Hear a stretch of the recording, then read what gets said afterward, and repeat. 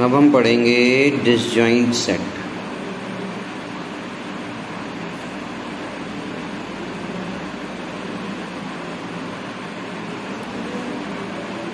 Sets. Two sets A and B are called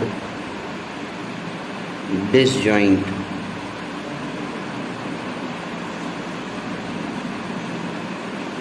If and only if A intersection B is equal to null set. मतलब दो set में अगर common कुछ भी नहीं है तो वो दोनों सेट डिसजॉइंट कहलाएंगे। डिसजॉइंट सही समझा था कि जो जॉइंट नहीं है किसी भी तरह, जॉइंट नहीं मतलब जिनमें कुछ कॉमन है। जॉइंट तब है जब उनमें कुछ कॉमन है। ठीक है, अब इससे कुछ एक आइडेंटिटीज़ की तरह टर्म्स निकल आती हैं। A minus B is equal to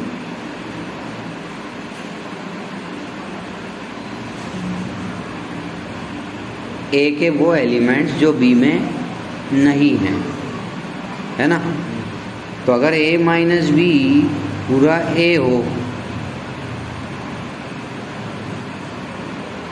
B minus A पूरा B हो,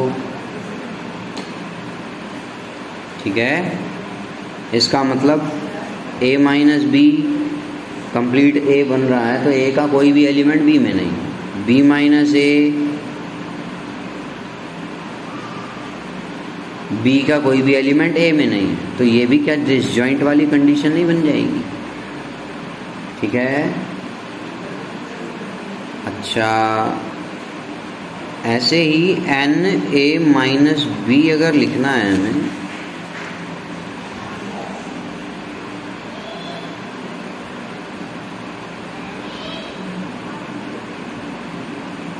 तो हम इसको NA minus NA intersection B भी लिख सकते हैं। A माइनस बी को सीधे नहीं एक्सप्लेन कर पाएंगे सीधे वैल्यू से, क्योंकि A माइनस बी सेट बनेगा एक और उसमें नंबर ऑफ एलिमेंट पूछे हैं, तो आप इसको ऐसे नहीं लिख सकते। आप इसको NA माइनस NB नहीं लिख सकते। NA minus B not equal to NA minus NB, लेकिन for all A and B जरूरी नहीं, कुछ एक केसेस रेयर हो सकते हैं जिसमें इससे भी बने, लेकिन वो हमेशा नहीं आएगा, हमेशा इससे आ जाएगा। ठीक है, वेन डायग्राम से समझते हैं इस चीज़ को।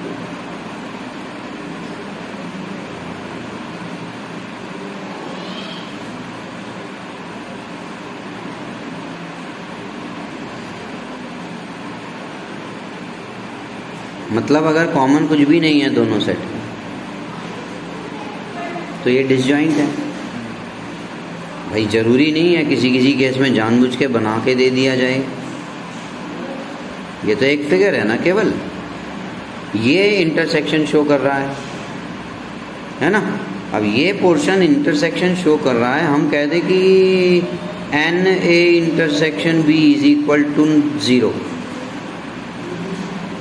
तभी तो इसका मतलब यही हुआ कि A और B में कॉमन कुछ भी नहीं है, इसीलिए इंटरसेक्शन में एक भी एलिमेंट नहीं है, 0 आ रहा है, तब भी A and B are disjoint. ये भी डिसजॉइंट वाली सिचुएशन है। अब इसी में हम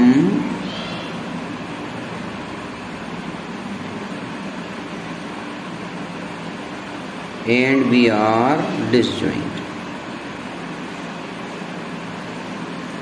इसी में हम A माइनस बी समझते हैं। A माइनस बी मीन्स हमने समझा था ये वाला section, this is A minus B. अब number of element in A minus B लिखने जाएं तो A में से B number of elements in A number of elements of B subtract करके नहीं आएगा। ये क्या एक्चुअली सब्ट्रैक्शन हो रहा है फिर? Number of elements of set A minus number of elements of A intersection B. ठीक है, इसलिए जहाँ ये सिचुएशन बनती है उसको पहले ऐसे कन्वर्ट करते हैं हम अक्सर। ठीक है, तब या फिर हम और कैसे लिख सकते हैं a माइनस बी को। अब ये सेट है, ये नंबर ऑफ एलिमेंट्स थे, n लिखा था हमने, ये सेट है a minus B. a minus B को और इसी a माइनस बी को हम a इंटरसेक्शन b डैश लिख सकते हैं।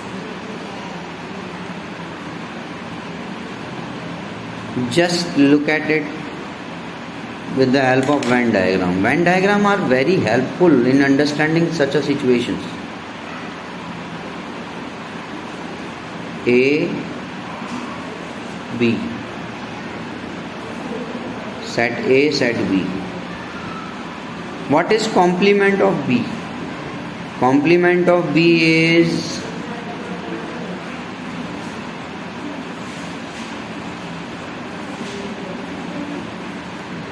this one, right? Means set of elements of universal set which are not included in set B. This is B dash. Okay, and what is A? A is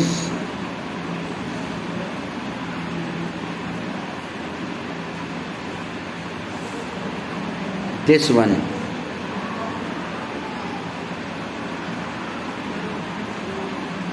अब हमें दिखता है कि कौन सा पार्ट ए और बी डैश में common आया।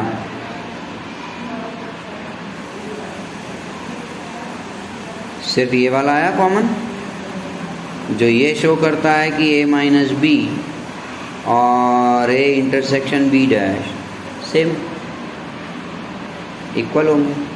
मतलब ए माइनस बी निकालना हो या A intersection B dash, same value आएगी। ठीक है, समझ गए?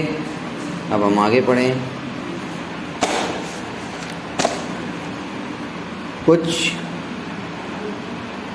प्रॉपर्टीज़ पढ़ेंगे यूनियन की, इंटरसेक्शन की और कॉम्प्लीमेंट्स की एक साथ।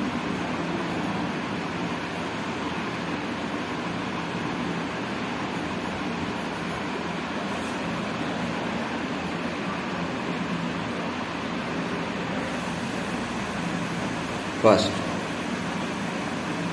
ए यूनियन ए। सेट ए का सेट ए के साथ यूनियन बनाएंगे तो क्या आएगा? ऑब्वियसली वही सेट रहना है। और वही सेट ए का सेट ए के साथ इंटरसेक्शन क्या आएगा? वो भी वही सेट रहना है। क्यों? कॉमन देख रहे हैं हम। जो समझ में नहीं आए वेन डायग्राम से समझ लेंगे ना, जो समझ में नहीं आएगा, नहीं तो सीधे सीधे हैं। तो second, A union B obviously can be written as B union A, as well as A intersection B can also be written as B intersection A. There is no difference between these two and between these two. This property is called commutative property. इस property को idempotent law कहते हैं, commutative law या commutative property, commutativity, commutative law. Third one is A union B union C.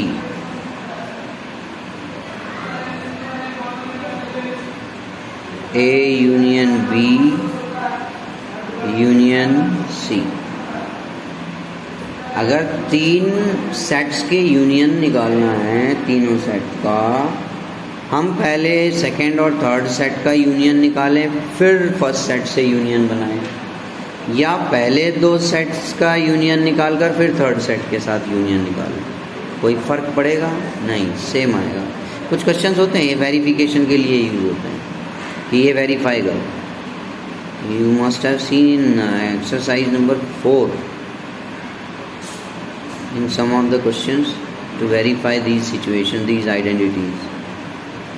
A intersection B intersection C, तो जिसमें verification करना होता है हम उन आइडेंटिटी, अगर मान लो इसको कहीं वेरीफाई करना है तो वेरीफाई करने का मतलब हम तीनों एक साथ यूनियन भी निकाल सकते हैं, ठीक है, लेकिन वेरिफिकेशन करते समय आप तीनों एक साथ नहीं करेंगे, बिल्कुल सेम प्रोसेस फॉलो करेंगे, स्टेप्स।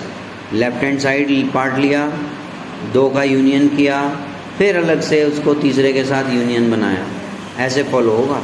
सीधे एक साथ आंसर तो इसमें भी वही बनेगा, इसमें भी।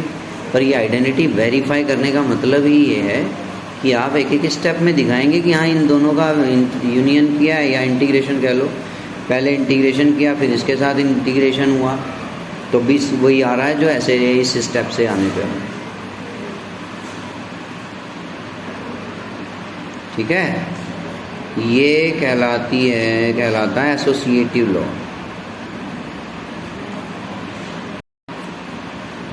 ये प्रॉपर्टी हमने बहुत पढ़ी हुई है। कैसी फॉर्म में?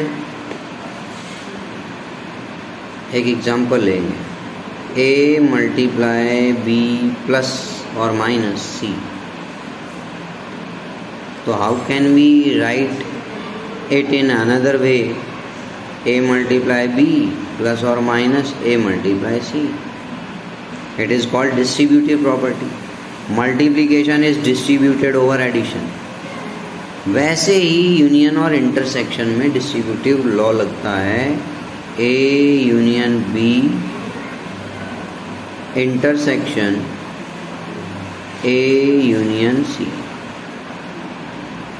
It is termed as union is distributed over intersection, distributive property. वही इंटरसेक्शन में होगा, intersection B union C will give you A intersection B union A intersection C। ठीक है, ये दोनों ही डिस्ट्रीब्यूटिव लॉ। फिफ्थ,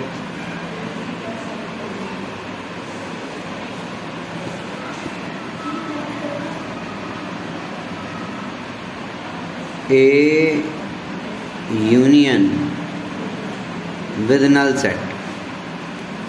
एक सेट का नल सेट के साथ यूनियन क्या बनेगा? ए ही बनेगा। क्लियर है? और एक सेट का इंटरसेक्शन यूनिवर्सल सेट के साथ, इसमें भी ए ही बनेगा। किसी भी सेट का यूनिवर्सल सेट के साथ इंटरसेक्शन कर लो, वही आता है। किसी भी सेट का नल सेट के साथ यूनियन बना लो, वही सेट आता है। ये कुछ प्रॉपर्टी जो छोटी क्लासेस में दूसरे वे में पढ़ी थी, उनसे कंपेयर करें तो आइडेंटिटी ध्यान आ जाती है कौन सा लॉ है ये। आप 3 मल्टीप्लाई 1 लिख लो, किसी भी नंबर का 1 से मल्टीप्लिकेशन करते हैं तो वही नंबर मिलता है। किसी भी नंबर में 0 ऐड कर दें तो हमेशा, किसी भी नंबर में 0 ऐड कर दें हमेशा वही नंबर मिलता है। इसमें कहते हैं हम दोनों आइडेंटिटी प्रॉपर्टी हैं। इसको कहते हैं हम 1 is identity element of multiplication और 0 is identity element of addition.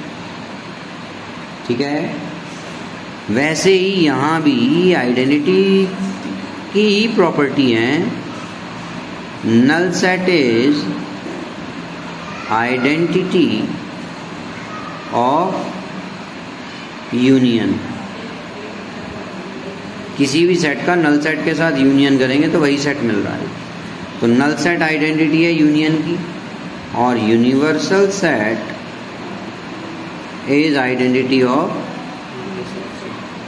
Identity element कह लो of intersection, right. Sixth,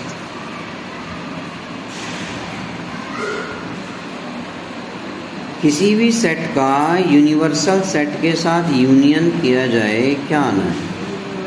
universal set ही आना, ठीक है। इसको कहेंगे law of you, universal set. और किसी भी सेट का इंटरसेक्शन कर लो नल सेट के साथ तो नल सेट ही आना होता है।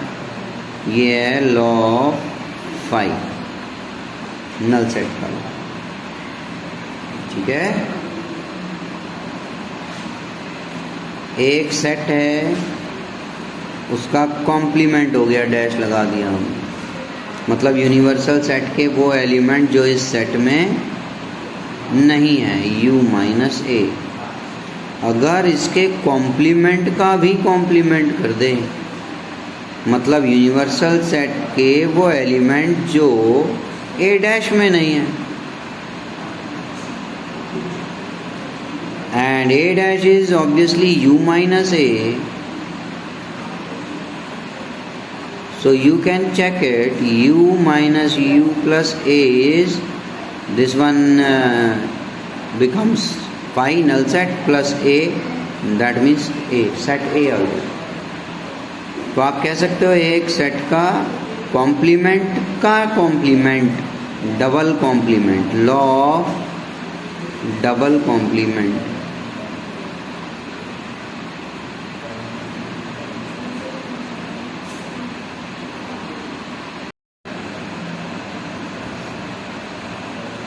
ए यूनियन ए डैश क्या बनेगा? सही जवाब, यूनिवर्सल सेट। वेन डायग्राम, ये ए है और बाहर जो है वो ए डैश है, दोनों का यूनियन कर दिया तो यूनिवर्सल सेट ही बनना है।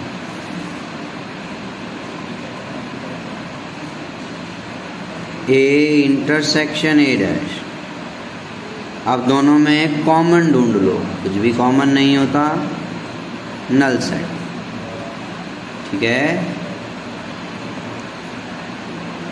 10, complement of universal set, obviously u minus u, null set. और complement of null set is obviously u minus null set will give you u, universal set, ठीक है। एक आखिरी, De Morgan's law,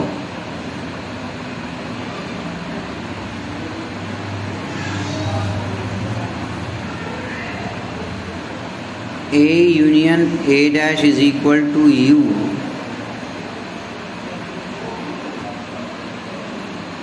D Morgan's law, ये तो complement law हो गए दोनों, ये law of universal set and law of null set. A union B,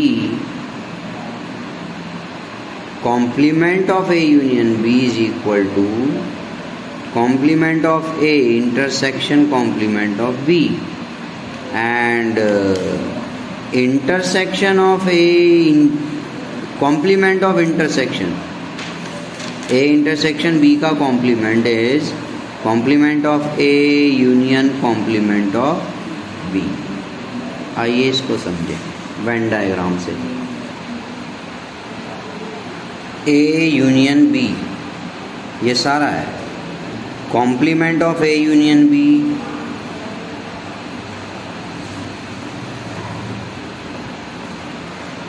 universal set के वो एलिमेंट्स जो सेट ए यूनियन बी में नहीं है, ये सारा हुआ। अब इसी में बना के देखें, A dash means complement of A,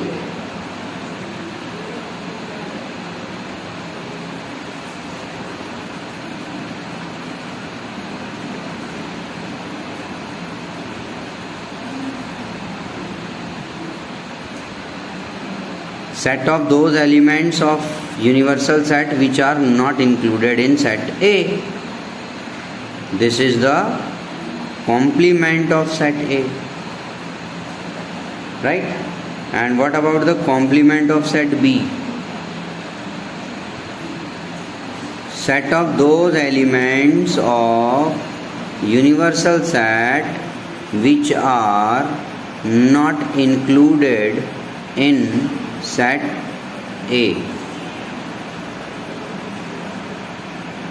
set B, which are not included in set B.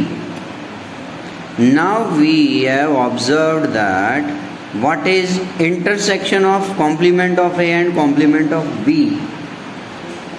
means common A dash और B डैश में जो कॉमन है, कौन से एलिमेंट्स कॉमन है? जो दोनों green as well as orange दोनों से शेड हुए, और वही हमने बनाया था A यूनियन B का कॉम्प्लीमेंट, ठीक है? इसलिए दोनों क्या हुए? इक्वल हुए।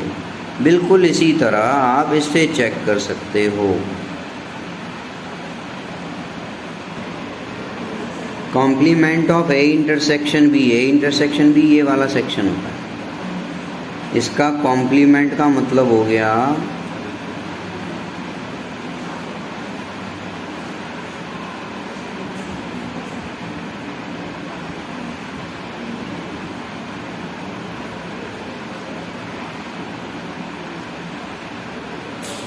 this one is the complement of A intersection B. अब A dash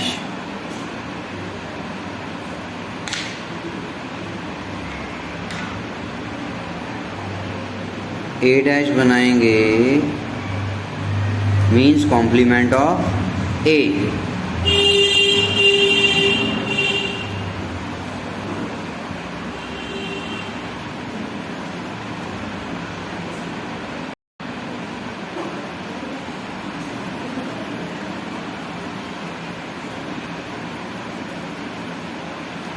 This is the complement of set A. And what is the complement of set B?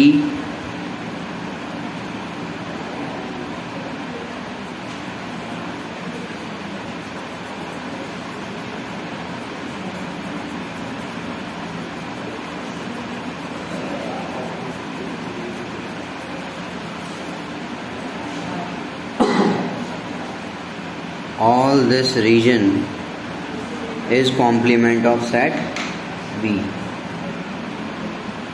ये सेट B का कॉम्प्लीमेंट हुआ। अब दोनों में union A dash union B dash, A dash था red coloured और B dash था blue coloured और पर्पल कलर्ड है ना।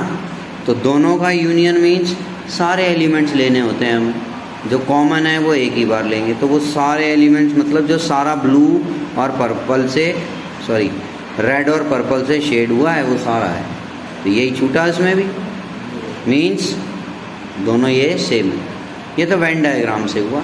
अब इसे हम प्रूव भी कर सकते हैं इसी डी मॉर्गन्स लॉ को, ठीक है। चलिए डी मॉर्गन्स लॉ को प्रूव करेंगे। डी मॉर्गन्स लॉ को प्रूव करने के साथ साथ हमें एक कॉन्सेप्ट भी समझ में आएगा कि दो सेट्स को अगर इक्वल प्रूव करना है तो हम कैसे करते हैं, कैसे स्टेप फॉलो करते हैं।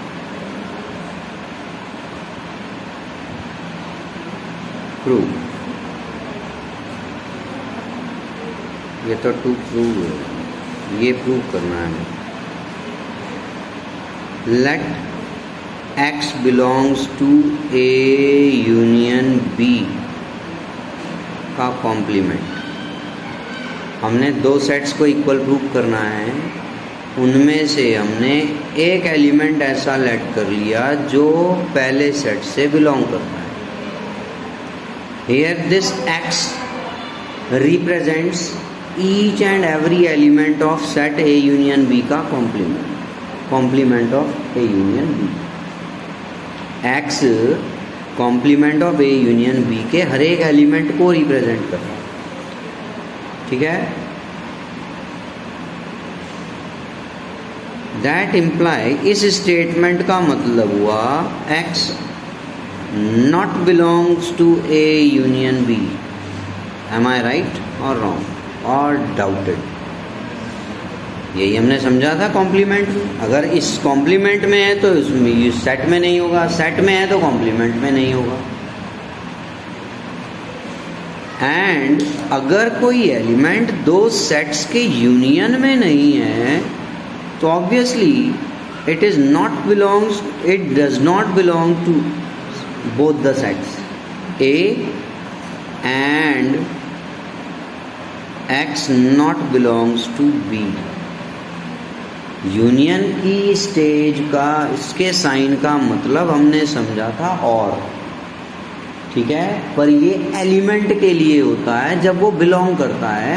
When we write x belongs to A union b, it means x belongs to a और x बिलोंग्स टू b। दोनों में से किसी भी सेट में हो सकता है x, लेकिन जब x not belongs to A union b है, इट मीन्स x दोनों ही सेट में नहीं होगा, तभी यूनियन में नहीं होगा। That is why we use, and mind it, we use word and over here, not और। अब एंड का मतलब क्या होता है? x not belongs to a का मतलब है x belongs to a dash and x belongs to b dash. और and means sign of intersection. जब दोनों में है का मतलब है we can use here sign of intersection for both. x belongs to a dash intersection b dash, ठीक है। अब यहाँ से हमें एक चीज़ और समझनी है।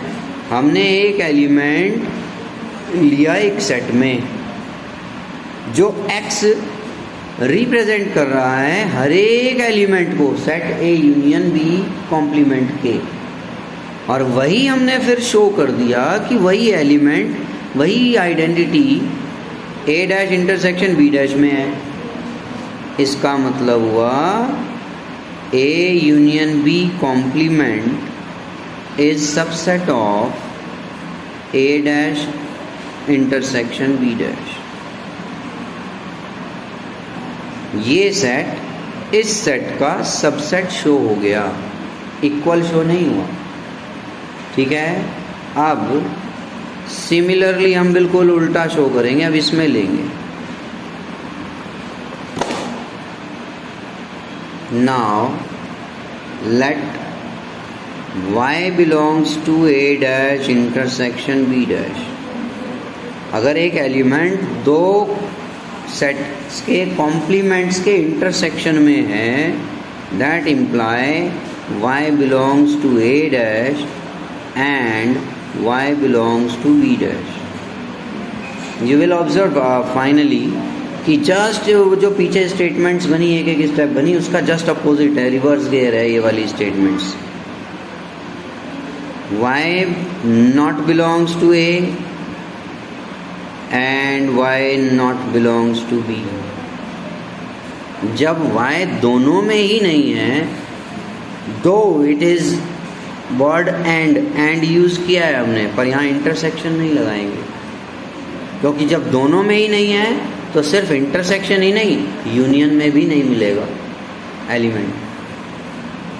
Imply y not belongs to a union b,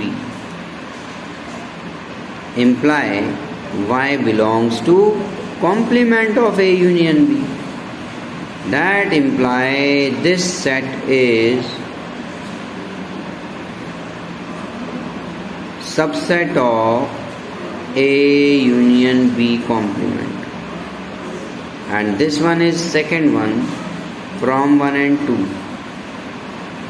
आपने क्या किया, एक सेट दूसरे सेट का सबसेट है, दूसरा सेट पहले सेट का सबसेट है, इसका मतलब ये कब संभव है?